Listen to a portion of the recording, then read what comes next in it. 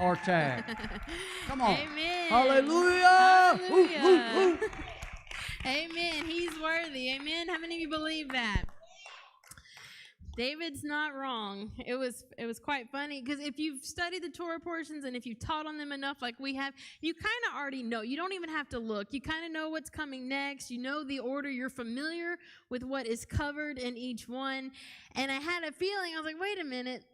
This week it's Pinchas. And then as we continue to look at this, it's quite interesting to me because last week David touched on almost every topic. He really just stomped all over. He just was all over what's covered in this week's Torah portion. And as he already said, it's copyrighted. You can't just come and dig out the file cabinet and bring something that was already brought. There's got to be something else. There's a reason that Yahweh was spending so much time. He spent the last few weeks now on the subject of Pinchas, on the subject of what's taking place here. And so if he's doing that, there's a reason. There's something that's here. There's something very powerful that's for you and I today to understand. And how many of you realize that this gives you direction? It gives you into what the body of Messiah should be busy doing. Amen? And whenever you begin to look at this, how many realize that we find ourselves currently in a time where when you look around, a lot of people are asking what's going on. A lot of people are walking in confusion and chaos and disorder, and that's what's being fomented right now, constantly, no matter who you listen to, where you look, where you turn. It's all about division, chaos, keeping the people, hey, look over here. Don't pay attention to this. Just look over here. And we find Pinchas, what the Torah portion Pinchas literally does is it teaches. It's a specific sent word, I believe, from the Father that is supposed to focus and shift and change direction so that his people won't get caught up in all the chaos and the confusion and the junk. But you'll know, no, I'm walking a specific laid out path and I'm not going to be deterred to the left nor to the right by all these other things that are attempting to catch my attention. Amen? And if you follow along with this, and Pinchas, the title of this week's Torah portion, it covers Numbers chapter 25, verse 10 through chapter 30, verse 1. And it's picking up right on the heels of this encounter that Israel has just had with the Moabites and the Midianites. And if you were here last week, you know that Pinchas is rewarded with the covenant of peace. This is his inheritance for the stand that he took in the midst of that chaos and confusion and division that was taking place in the camp. And it's amazing to me because there's a statement that's made in this Torah portion. There's a census that takes place, and at the end of this census, it's made very clear that those that are left, this is the generation that's going to enter in. Everyone else has finally been sifted out in the midst of this last purging, this last sifting, this last test. And now he's dealing with a group of individuals. These are the ones that are going to enter out. Look around you.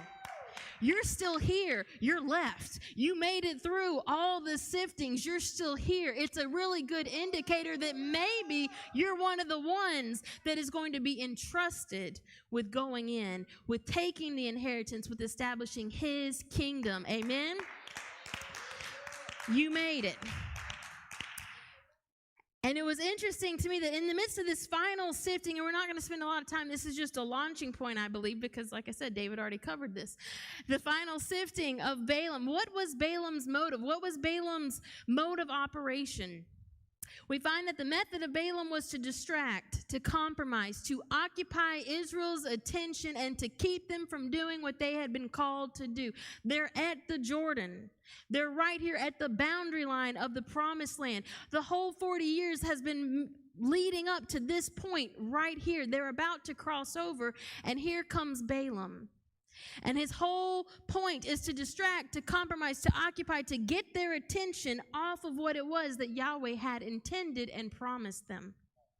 How many of you realize that his methods have not changed? The enemy still works in the exact same way. It works so well. Why does he have to use a different method?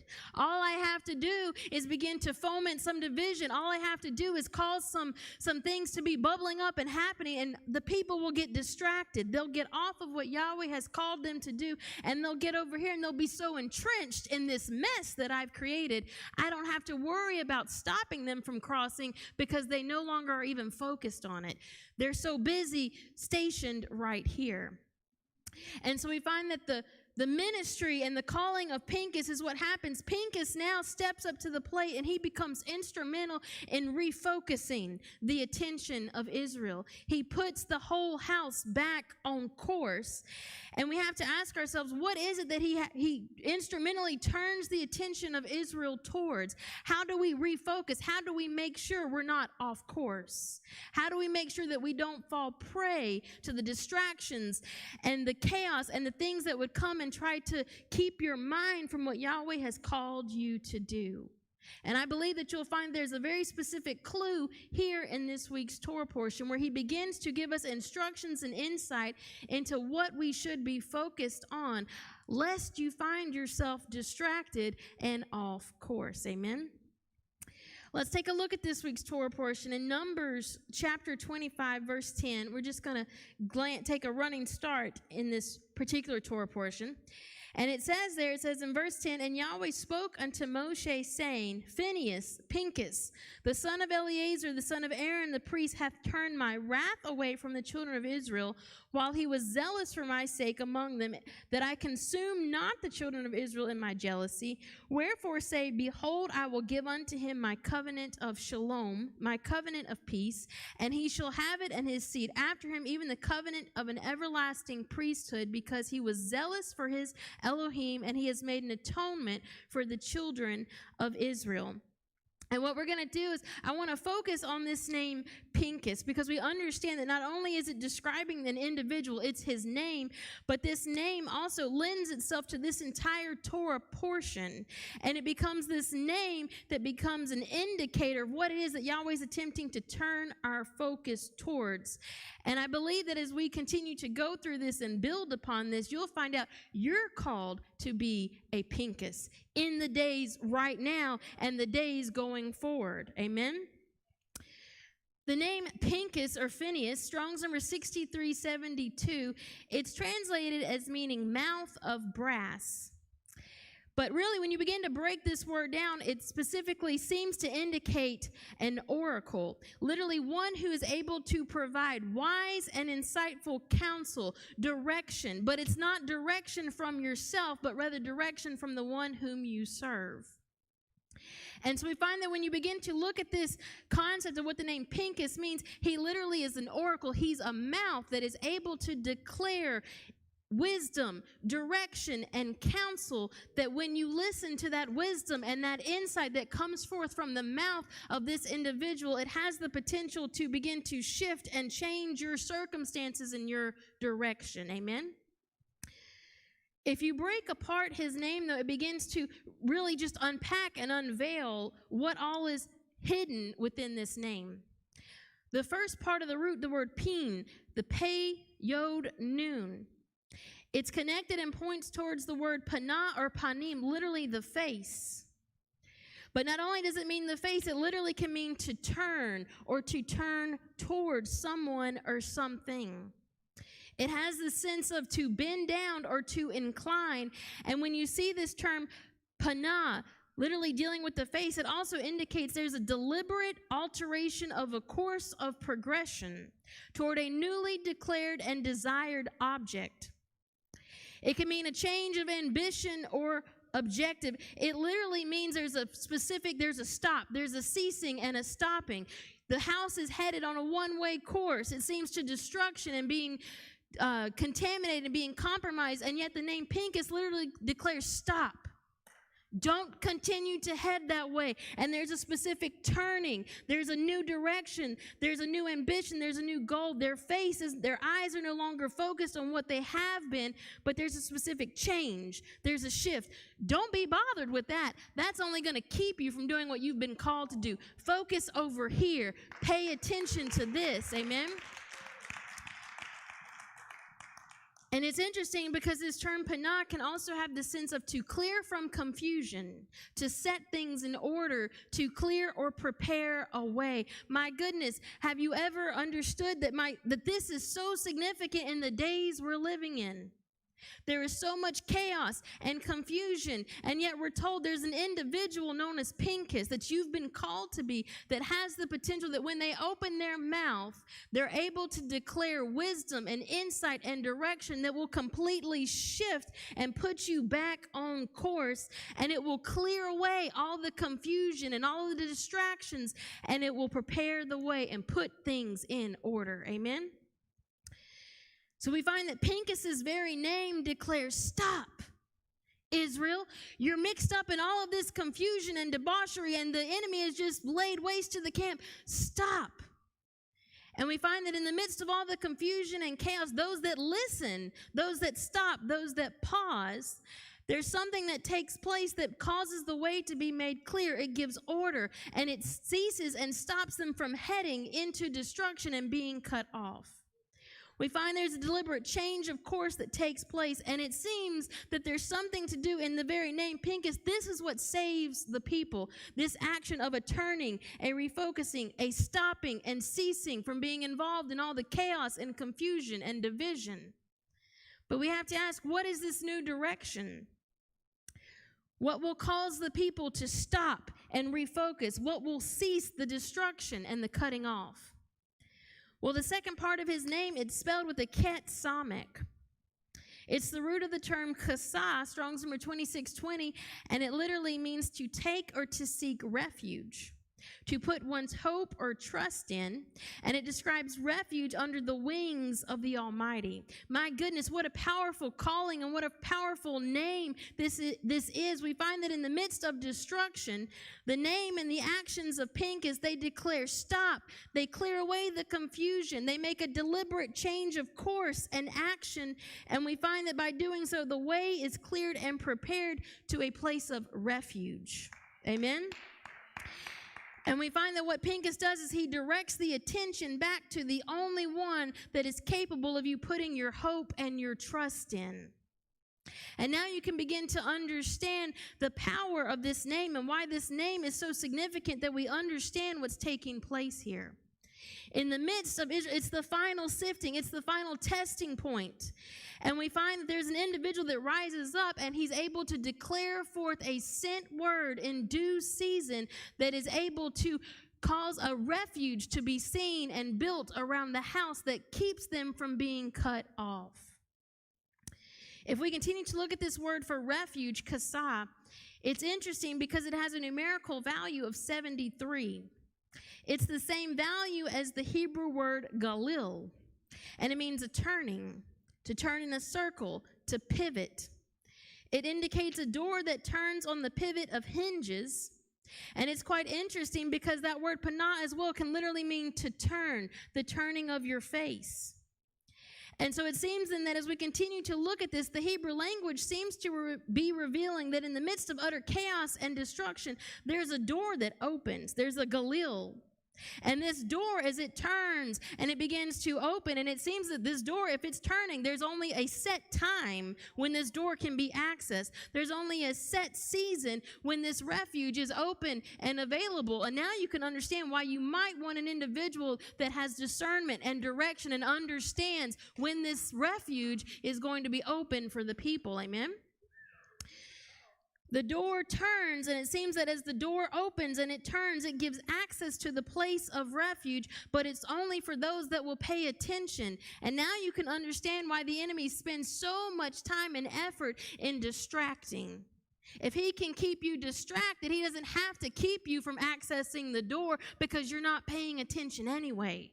So as long as you're so focused and you're so caught up in all of this other junk that has no meaning, my goodness, when the door turns and the refuge is available to be accessed, who will cry out and shout, hey, look, pay attention, turn and go this way.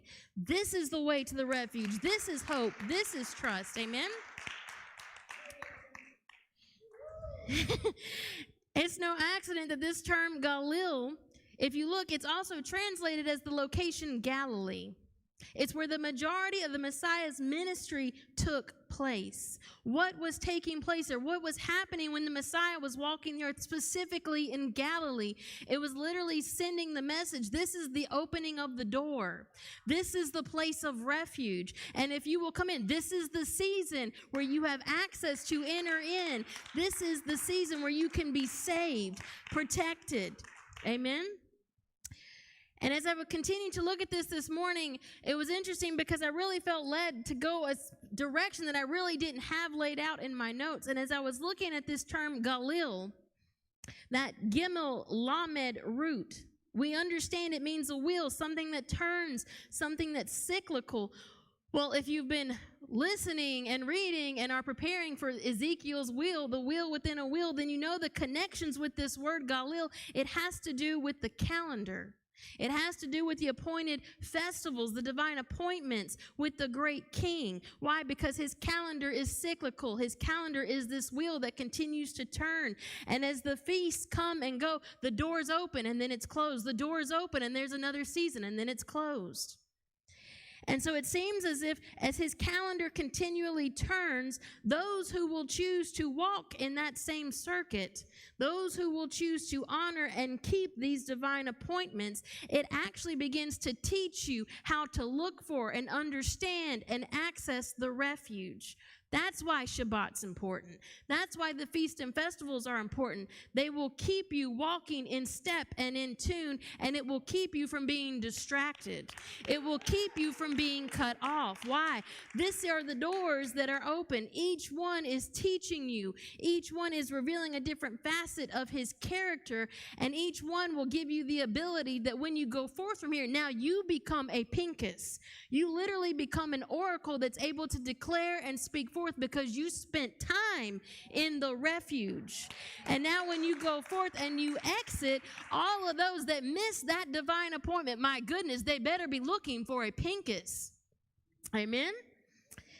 In 1 Chronicles chapter 12, verse 32, it speaks of the tribe of Issachar, and it says that they understood the times and seasons. They understood the circuit. They understood the divine appointments. They understood the calendar. And because they understood that, it says that they knew what Israel should do. How many of you realize that when you begin to walk out the calendar, when you begin to keep these divine appointments and you're there at every single appointment where he promises to meet with you, then you too will be able to understand what Israel should do. You'll be able to understand what direction your house and your family should take.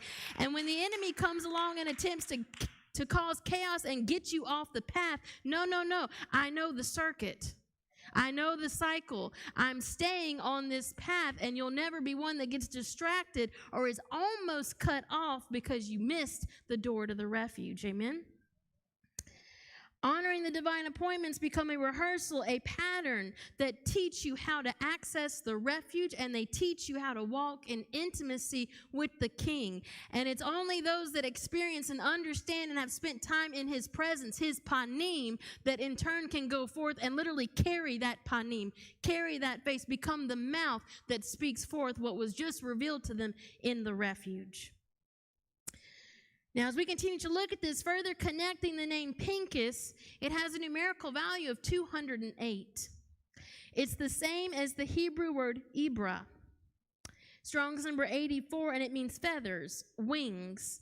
And when I saw this instantly, if you're familiar with the book of Psalms, you know that it's the wings, it's the feathers that actually compose this place of refuge. In Psalms chapter 91, verse 4, he says, he shall cover thee with his feathers, his Ibra, and under his wings shalt thou trust, Kasa. Under his wings thou shalt find a place of refuge where you put your hope and trust in, and his truth shall be thy shield and thy buckler.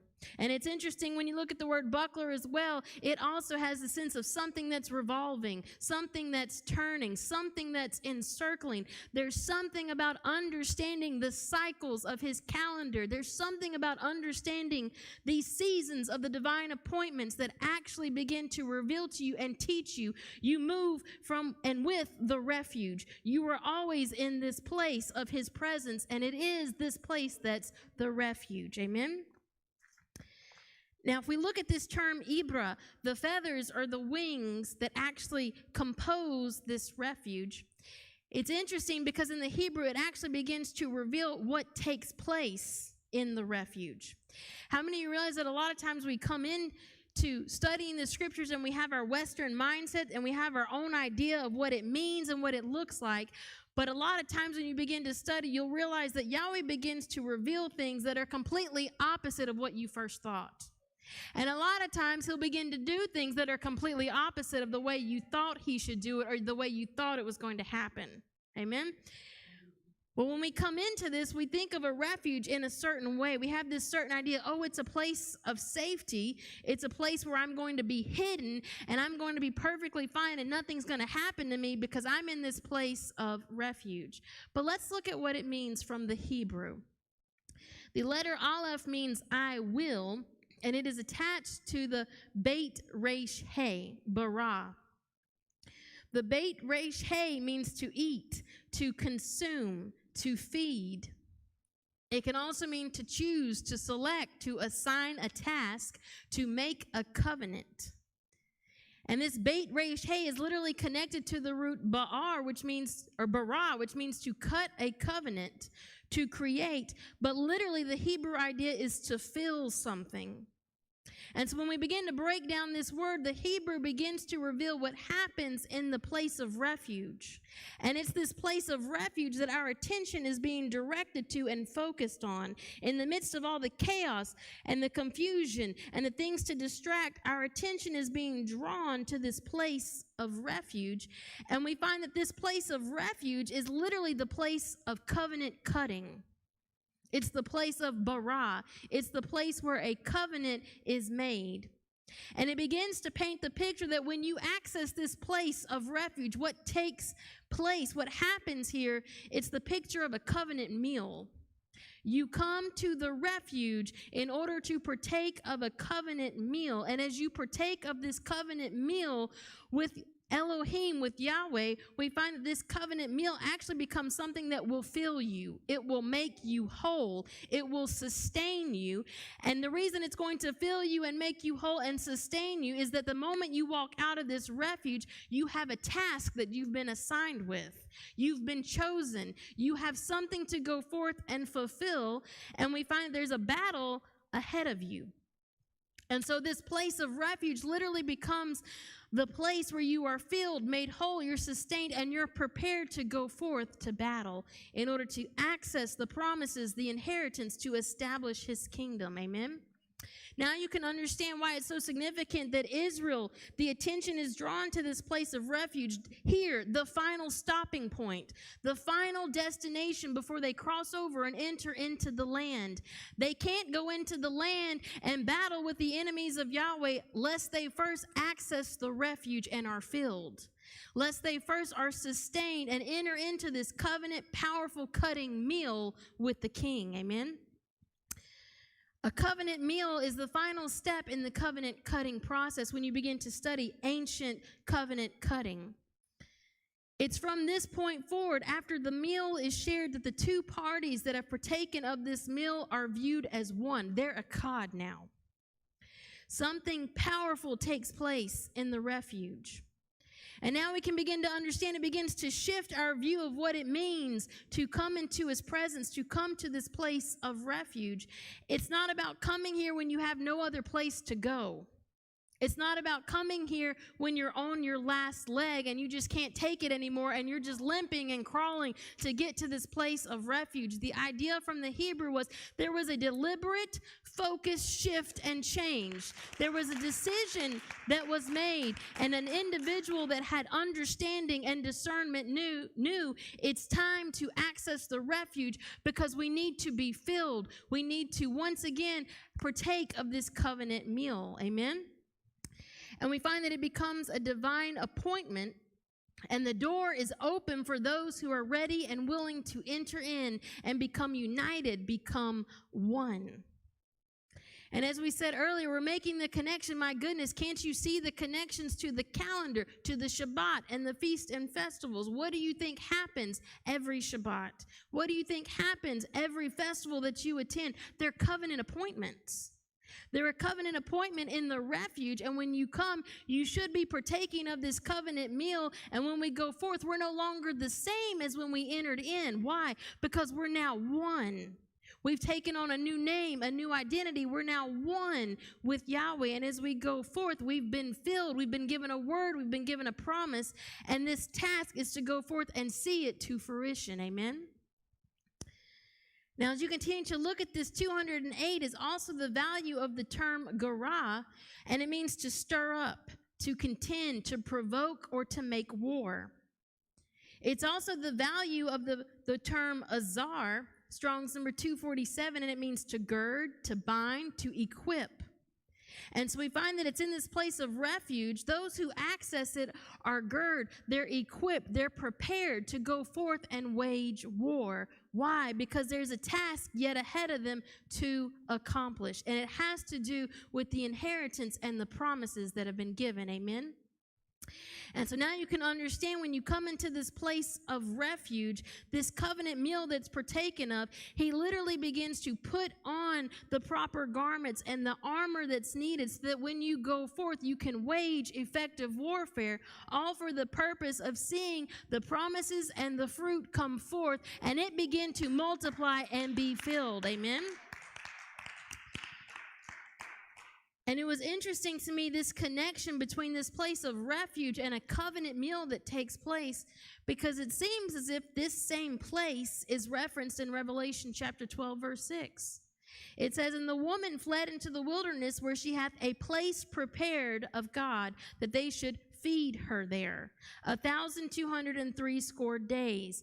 It sounds like once again in this place that's been prepared, a place of refuge, she goes there for the specific reason and purpose that there's a covenant meal that she's supposed to go and partake of. There's a covenant meal that when she eats of it, it's going to fill her, sustain her, and equip her, that when you exit this place of refuge, there's a task yet to be accomplished. There's a battle yet to be won. There's enemies yet to be dealt with. Amen? And now we can better understand why in the very next chapter here, in the Torah portion of Pinchas, in Numbers chapter 26, immediately on the heels of everything that's taken place, they take a census.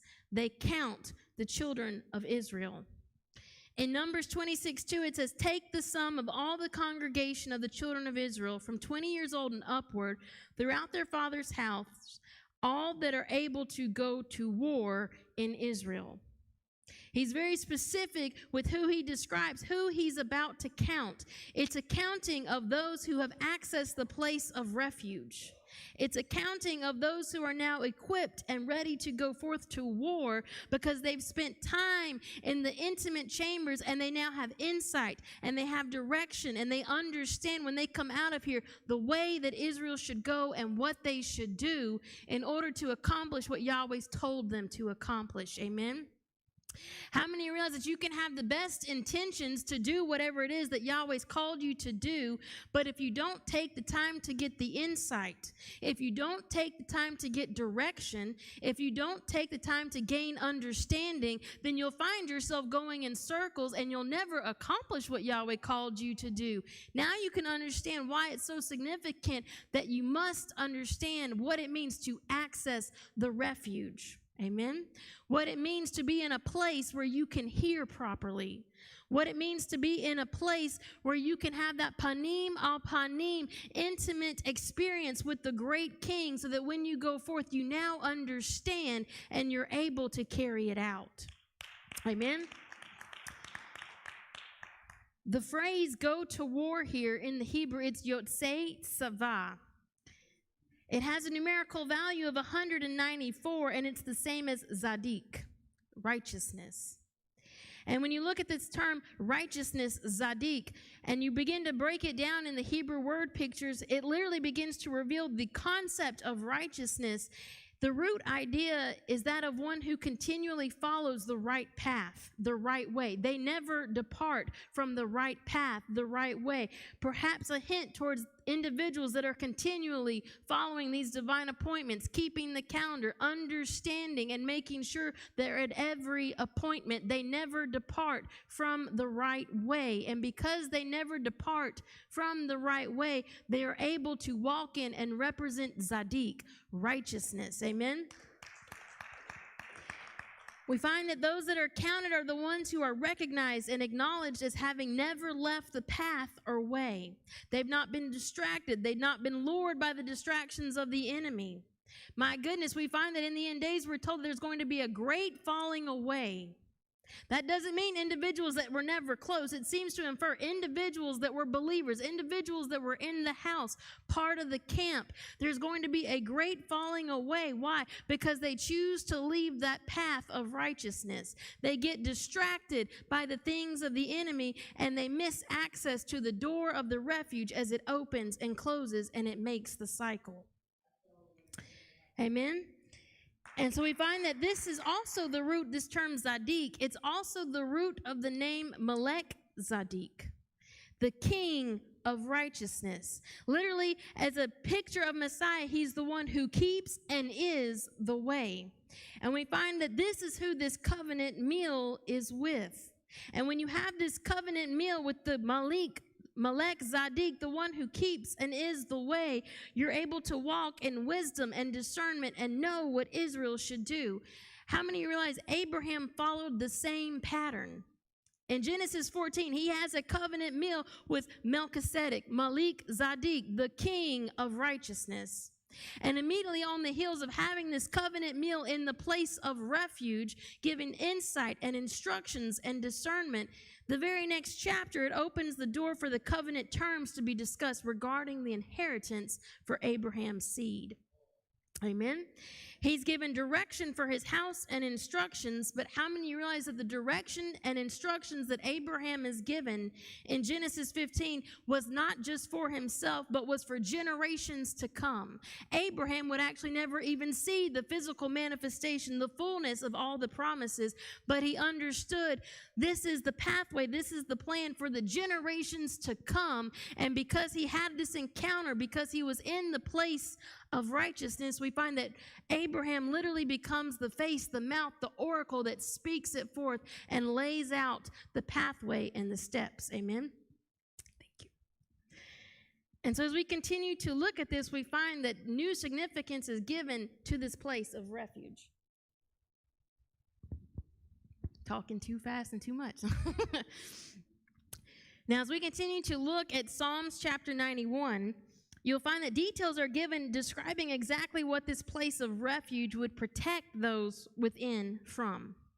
And the very first thing that the psalmist chooses to describe, that when you're in this place of refuge, when you're under the shadow of his wings, when you're here at this divine appointment, in verse 5 he tells us, "Thou shalt not be afraid for the terror by night, the mipakad la'il, nor for the arrow that flieth by day." And when you look at this word for terror, it's the term pakad is the root, Strong's number 6343, and it means terror or dread, but it has some very interesting connections to it. It's first seen in Genesis chapter 31, verse 42, and it describes the fear of Isaac. And it's a phrase that has been associated with the Akedah, or the binding of Isaac on Mount Moriah. This is what it means, the fear of Isaac, when the promised son was almost cut off. It also describes the type of fear or pakad that would fall upon the nations as Israel prepares to enter the land of their inheritance. The pakad of Israel and of Yahweh would fall upon the people in the land. And as you continue to look, you'll find that it's a cognate word, Strong's number 6344, to pakad, which means thigh or loins, the area of procreation or seed. And so when you begin to look at the use of this word pakad, this terror, this dread that is being implied here, what you would be protected from, it seems that this particular terror, pakad, this fear, it points towards a very specific type of fear, and it's the fear of one's seed or lineage being cut off. And we find that when you're in the place of the refuge, that then he tells you that this refuge will protect you. You will have no fear of the Pakad Lail.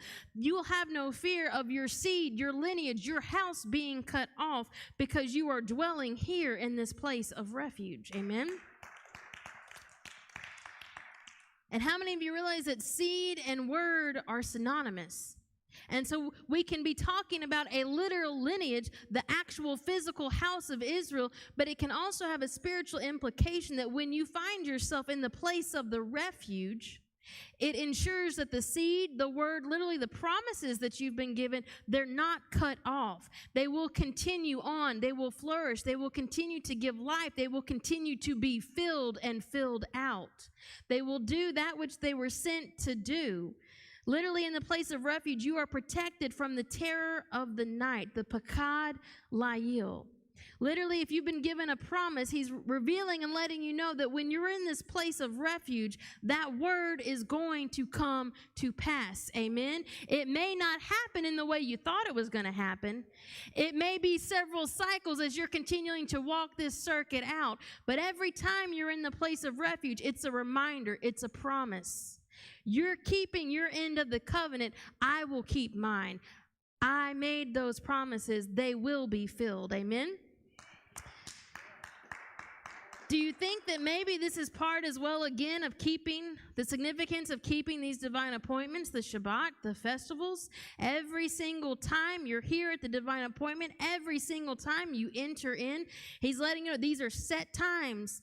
These are times when the doors open to access the refuge. This is a time where you can come and partake of the covenant meal. And every time you partake of that covenant meal, that promise, that word that you've been given, it's as if you're feeding it. It's being filled out. It's getting a little fuller. It's getting a little closer to fruition. It's getting a little closer to being made fully manifest in your life. And every time you're here, you're on the correct path. You're on the correct way. The circuit is his calendar. And it was interesting to me when you actually look at the word for feast, chag, it literally means the ket is the fence, the fenced off place, the intimate place. The gimel means to walk. It's literally a picture that as you walk out the circuit of his calendar, it's teaching you how to walk in the place of the refuge, and it's teaching you how to walk in intimacy with Yahweh. This is the purpose. How many of you guys, the place of refuge, it may not be a specific location, but it's literally a place in the relationship with Yahweh. The place of refuge is understanding and being able to walk intimately with the King, no matter where you may be physically at the moment. No matter what may be happening, the place of refuge is that place of intimacy that you understand it doesn't matter what's going on around me. 10,000 may fall over here and 10,000 may fall over here. I may be in the midst of a pitched battle, but I can be in the place of refuge because it has everything to do. I know how to walk in intimacy with the King. And how do we do that? By keeping Shabbat, by keeping Passover, by keeping unleavened bread, Shavuot, the fall feast. You walk the circuit, you learn how to walk in intimacy, and you're on the same page. Amen. In fact, as we continue to look at this, the root of refuge, the ket samek root, it's connected to the term yakas. And you'll see it sometimes with the sheen, but it can also be spelled with that ket samek root. And it means to reckon genealogically. The keeping of a genealogical record. That is a tongue tie.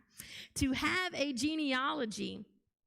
It seems to once again reiterate that the purpose of accessing the refuge is about ensuring the house is not cut off. There's a record of the genealogy. There's a record of the descendants of the house, and it continues to go on. The name is remembered. Amen? And so we find as we continue to look at this, but notice how not only does it seem to reiterate the purpose of accessing the refuge is about making sure the house, the promises aren't cut off, but notice that this term, yakas, specifically deals with checking a record that's been kept. Do you think that perhaps there's a record that's checked to see who's allowed access to the place of refuge, especially in the times of trouble, in the days ahead, when the woman is taken to the place that's prepared for her to be fed and partake of the covenant meal? Is there a record that he's going to pull out and look at and see, wait a minute, Is your name on this? Do you have a genealogy? Is there a history? Is there a pattern? Is there a relationship that's been established as you continually walked on the same path? How many realize that not just anyone comes into the intimate place of the Most High?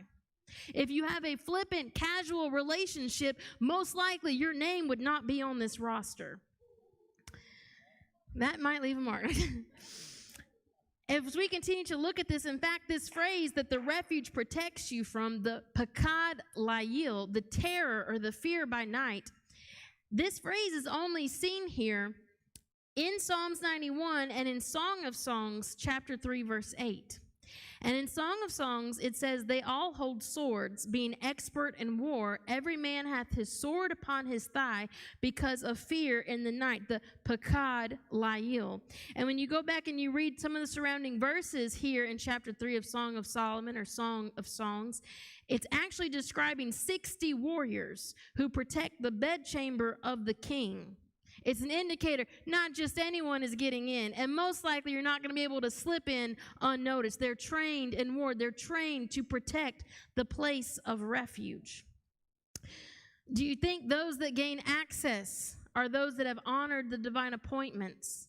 Are those that have learned to walk in intimacy, that have learned to walk as one, who have continually been obedient to keep the terms and been there and partaken of the covenant meal and built that relationship? Amen? 60 warriors in verse 7 is what it says. And it's interesting because in the rabbinical writings, these 60 warriors are said to represent the 60 letters that compose the priestly or the Aaronic benediction, the priestly blessing of Numbers chapter 6, verses 24 through 27. In Numbers chapter 6, this blessing is written in the Hebrew with 60 Hebrew letters. Most are familiar with it. We even sing this blessing. May Yahweh bless you and keep you. May Yahweh make his face shine upon you and be gracious unto you. May Yahweh lift up his countenance upon you and give you shalom, give you peace. And at the end of this, he says, and they shall put my name upon the children of Israel, and I will bless them. And we find that this blessing, this powerful proclamation that was given by Yahweh specifically to his people, is connected to what is surrounding and protecting the place of intimacy, the place of refuge, the intimate place of the king. Do you think that maybe the only way you gain access and get in is those who have his name upon them will be allowed access? Those who have spent the time and intimacy, they understand and they've experienced the fullness of his presence. They have a covenant of peace with him. Therefore, they're allowed access. Amen? And as I was looking at this and I began to just dwell on this, how many of you realize that the most powerful blessing is having the face of Yahweh, literally his presence, who he is, and the fullness of his character and his glory revealed to you? So often we focus on the physical, we focus on the financial, we focus on the things that we can tangibly touch, and yet the most powerful blessing that he gave the children of Israel, did he say anything about the things that are tangible, the things that are physical?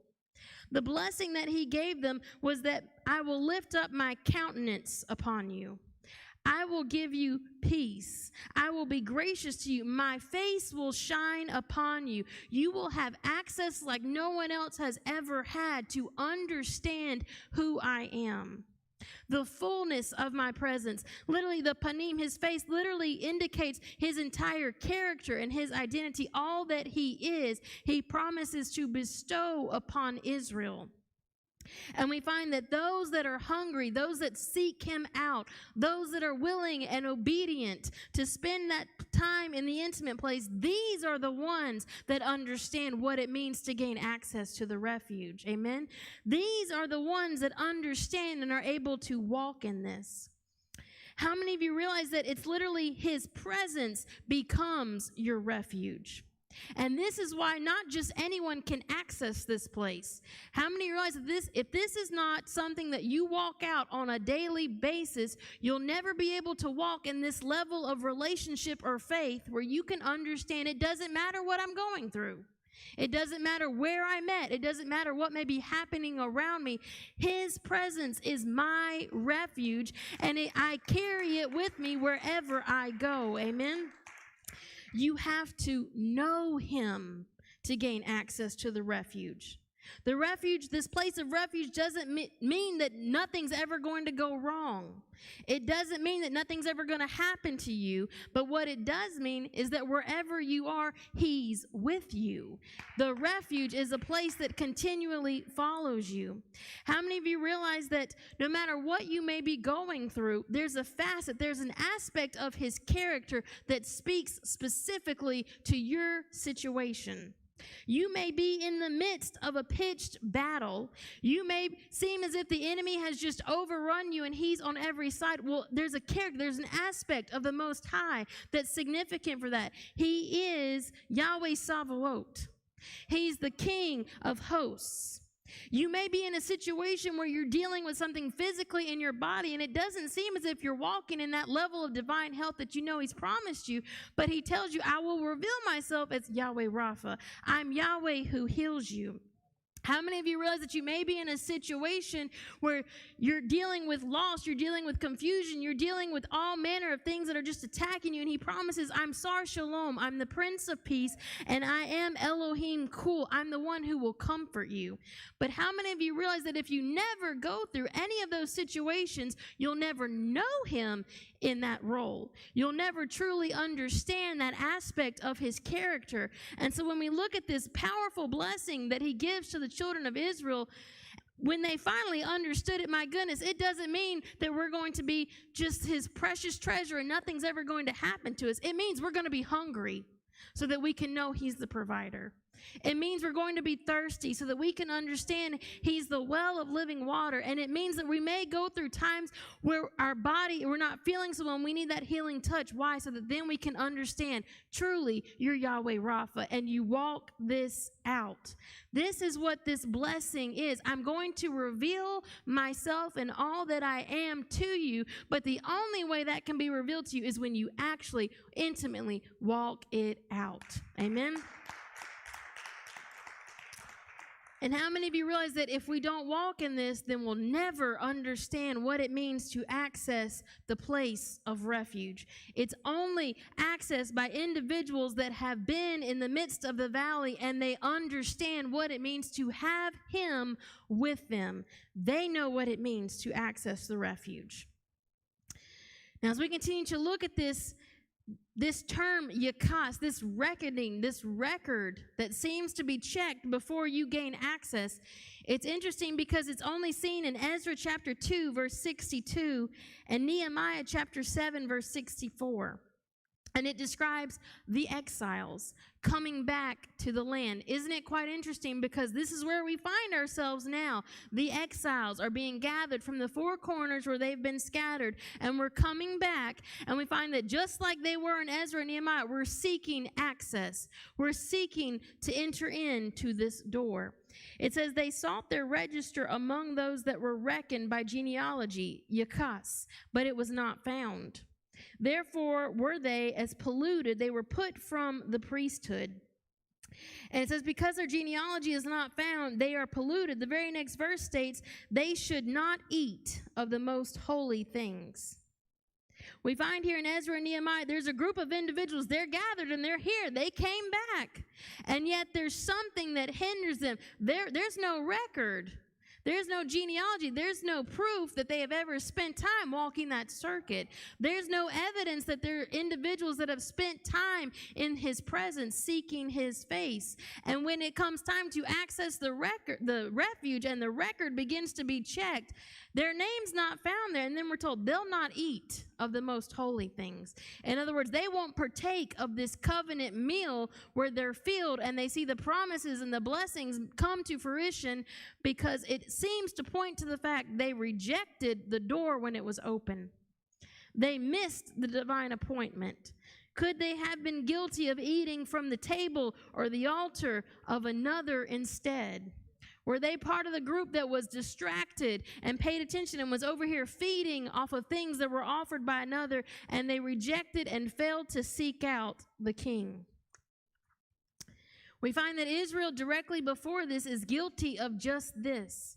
They defile, they pollute the physical lineage through their idolatry and adultery with Moab, and all those guilty of such, what happens to them? They're cut off. They don't eat from his table. They don't access the refuge because it becomes evident by their actions they never truly knew him.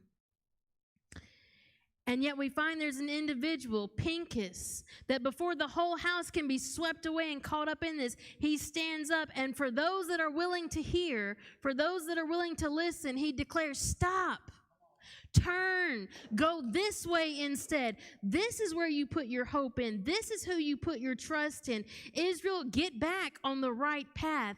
Get back on the right cycle. Look, the door is open now. Amen?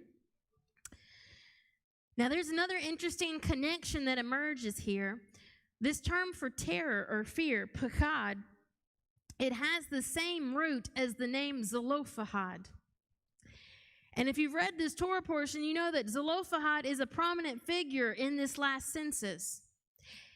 We find that in this last census, special attention is given to this family because Zelophehad has died with no sons to inherit. And we find that his daughters step up to petition for the right to their inheritance. And we find that this name Zelophehad, literally it has this same root, this terror, this fear in the night. The terror that the lineage would be cut off. Isn't it interesting? Because that seems as if what is exactly has happened. With no son to inherit, it's as if the word, the promises, the inheritance, it's been cut off. They don't have access. Let's look at this. In Numbers chapter 26, verse 33, it says, And Zelophehad, the son of Hefer, had no sons, but daughters. And the names of the daughters of Zelophehad were Mahlah and Noach, Hoglah, Milcah, and Tirzah. In Numbers chapter 27, verse 1, an even more extended version of his genealogy is listed. And anytime that the Torah takes the time to focus on these names and to give you this understanding, that means there's something specific here. In Numbers 27:1, it tells us, Then came the daughters of Zelophehad, the son of Hefer, the son of Gilead, the son of Machir, the son of Manasseh. It goes all the way back to Manasseh, to the head of the tribe. Let's look at these names. Zelophehad is Strong's number 6765, and it's translated as meaning firstborn. Quite interesting because this is the one that's cut off. The Pei Ket Dalet root, pakad, literally the fear of the seed line, the fear of the word being cut off, is prefixed with the Zadi Lamed. The Zadi Lamed means a shade, a shadow. It's often used as a symbol for protection or refuge. Once again, this name Zelophehad seems to be hinting at a place of refuge that's promised from this pakad, from this terror or fear of the night, from the fear of the promises and the word being cut off. His father was Hefer. Strong's number 2660. It's translated as meaning a well, but it's connected to the root word kafer, which means to be ashamed, to be confounded, to be disgraced. It's connected to the concept of dryness. Literally, one who is a dry well is associated with shame because it indicates they've rejected the wells of living water, Torah, that had been offered to them. To have a dry well means you have no source, you have no sustenance. If you break apart his name, Hefer, the letter Ket means to fence off, to cover, to shield, a wall that surrounds. It's connected to the Pei Resh, which represents the fruit or the fruit of the lips. The name Hefer seems to indicate and point towards the fact that something seems to be hindering the producing or the bringing forth of the fruit, of the promise, of the word. Something has happened in this lineage that has caused the well to run dry. They've become a house that is disgraced, ashamed, and confounded, and no fruit is coming forth. There's something that's blocking it. There's something that's hindering the promise. And it was interesting to me because there's another way to look at the word picture of his name. It can literally mean to fence off your words. Could it be that there are times that we fear the cutting off of the promises, that he's not going to really do what he said he would do, and therefore we fence off our own words and we no longer declare the promises that we've been given? We become instrumental in hindering that word from coming forth because we cover our mouths when you should have been declaring them forth? Where's the oracle? Where's the mouth that declares the direction? Where's the individual that has discernment and understanding in which way the house should go in order to see the promises fulfilled? This lineage literally indicates that the mouth of the house had been covered. No one was declaring the way. No one was declaring the well that they could draw from. It had become dry. They're ashamed. They're confounded. And now the firstborn's been cut off. And it seems as if they have no access to their promise or their inheritance. There's a dilemma. Could this be inferring that the well of this house, the source of life, hope, the word had become dried up, bringing shame, and their mouth had become fenced off, covered, unable to speak forth the fruit of the lips, and because of this, they had yet to see the promises come to fruition? And how many realize that without one capable of declaring the word, that spiritual drought manifested in the natural with the firstborn, Zelophehad, cut off, and it seems as if there's no way to access their inheritance. They are literally living out the Pakad La'il, the terror of the night, the terror of their lineage being cut off, their name remembered no more, and no inheritance in the land. Let's backtrack a little further. We're told that Hefer is the son of Gilead. Gilead is Galad, a witness heap. It infers a monument or witness to a covenant or transaction that has taken place. Once again, the Gamel Lamed is that root representing something that is cyclical, revolving, a wheel. Perhaps that wheel of these divine appointments. The Ayin Dalet on the end is a witness. How many realize that your participation, your attendance to these divine appointments, they literally become a witness either in your favor or against you? Because if you've been obedient and you have been one that has kept the divine appointments, it shows that you're walking in intimacy and unity with Yahweh. And when the word and the fruit is not being produced, you have a covenant right to petition the king because you're walking in covenant. He's promised to keep this with you.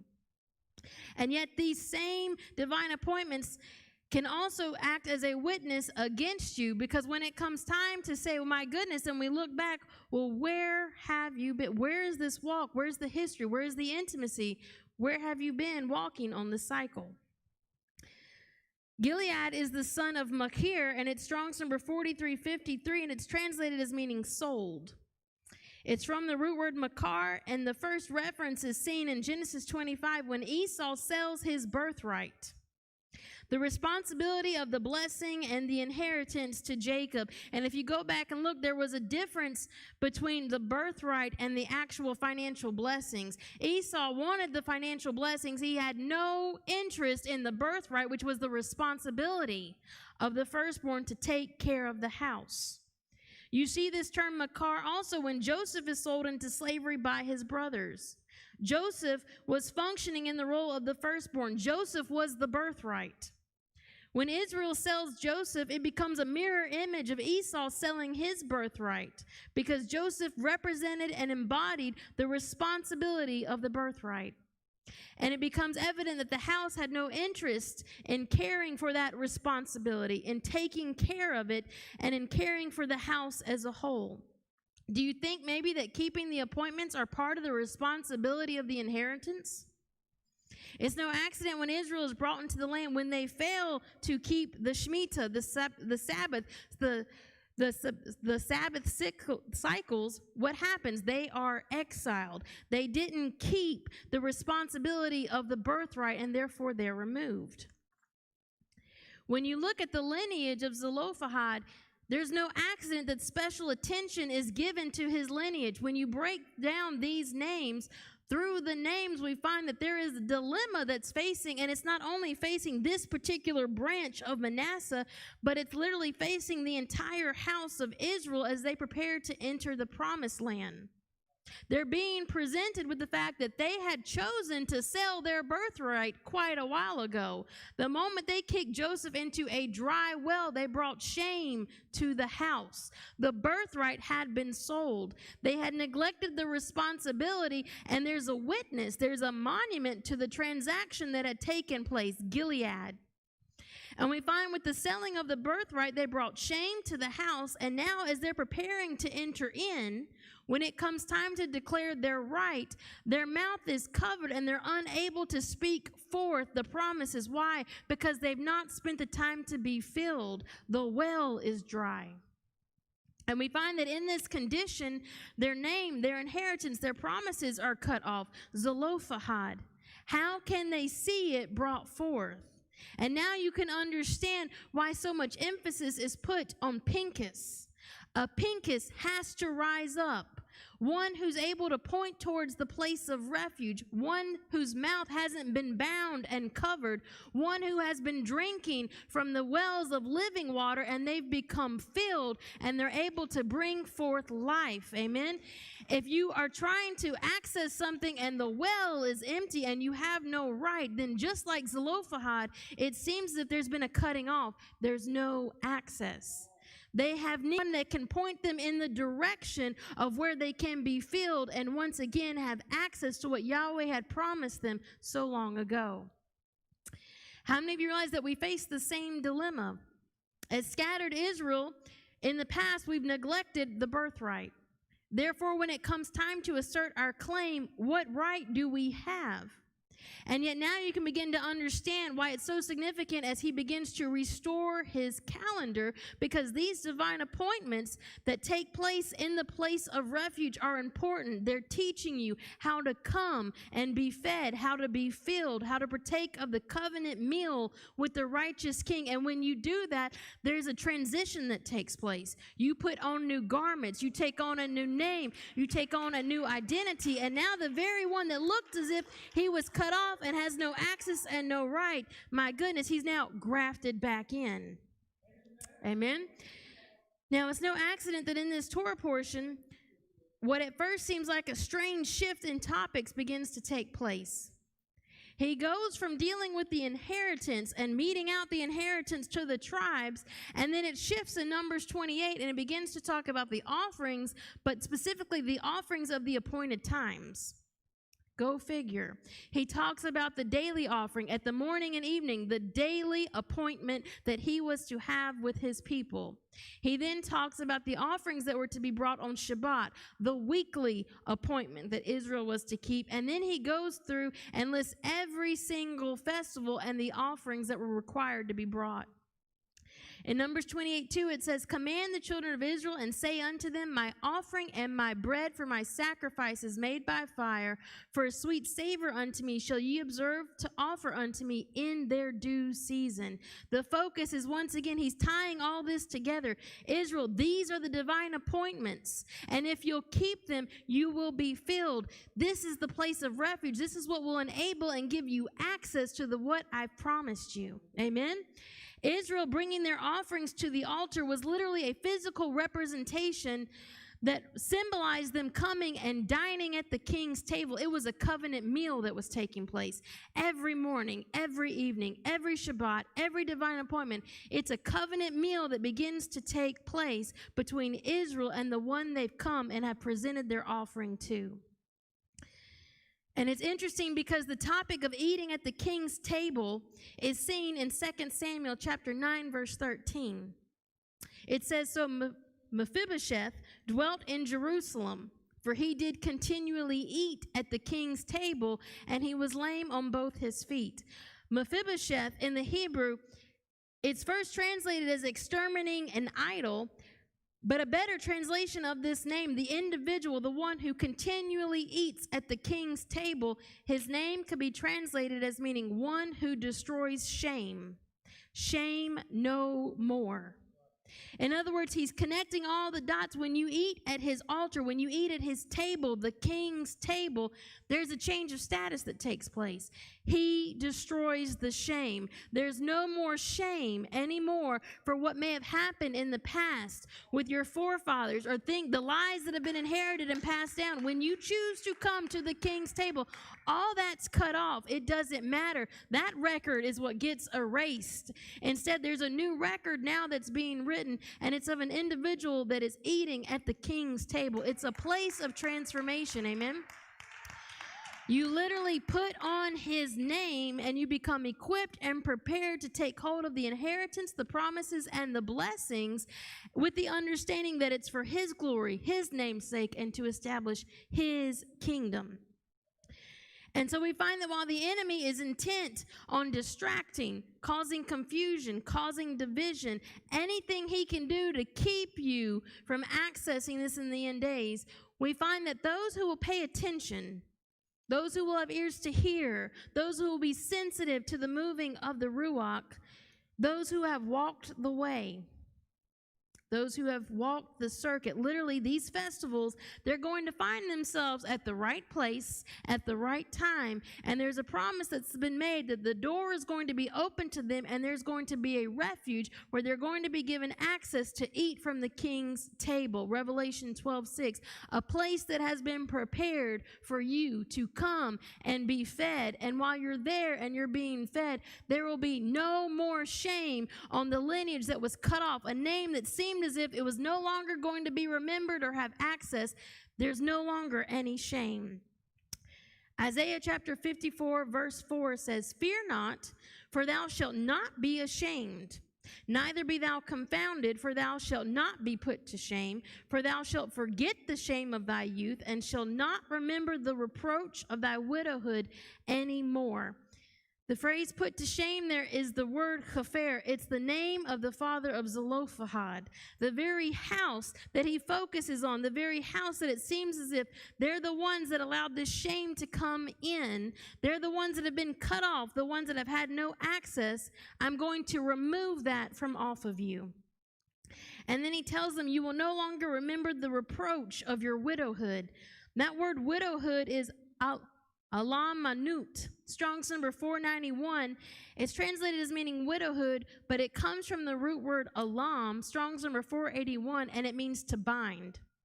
Specifically for the tongue to be bound, silent, or dumb. In other words, in Isaiah, he's letting you know you're no longer going to be shamed and cut off from the promises and the inheritance of the Father, and your mouth is going to be unbound. It will no longer be mute, dumb, silent, unable to speak forth the word and see it bring forth in its due season. You're going to be able to speak again. Why? Because there has to be a Pinchas that rises up. There has to be one that functions as that oracle that has wisdom and discernment and is able to declare forth the word in due season, who is able to stand up in the midst of devastation and declare there's a refuge. Here's the way. Here's the door. There's hope. There's one who is able to carry you through. Come and eat at his table and experience and understand the fullness of our Creator. Amen. Shabbat Shalom.